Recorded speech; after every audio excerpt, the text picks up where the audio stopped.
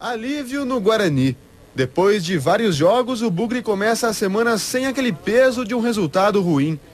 Depois de golear o vice-líder, todo mundo aqui só pensa no União Barbarense, adversário de amanhã em Santa Bárbara. Uma vitória pode livrar o Bugre das possibilidades de descenso. Só que o adversário briga pela classificação. É o 8º colocado com 27 pontos.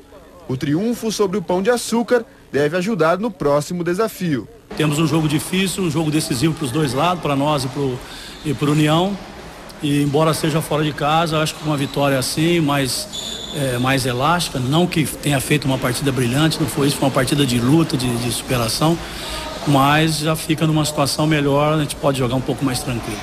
Quem ganhou confiança foi Ricardo Xavier, após o golaço no último jogo. Na comemoração, teve torcedor que não gostou.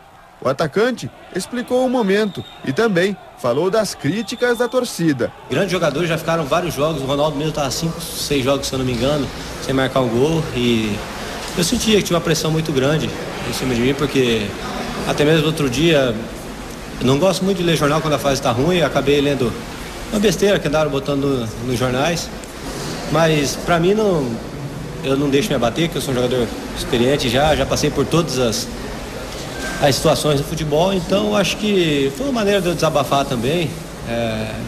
Eu acho que o torcedor protesta como quer e eu acho que foi uma forma de eu desabafar também. Bem, mas isso já é passado. A promessa por aqui é empenho e dedicação para vencer em Santa Bárbara e tentar aliviar a crise no Brinco de Ouro. Cada integrante desse grupo se doou ao máximo e a gente vai tentar buscar esse jogo em Santa Bárbara como se fosse o último jogo aqui para a gente tirar o Guarani da situação.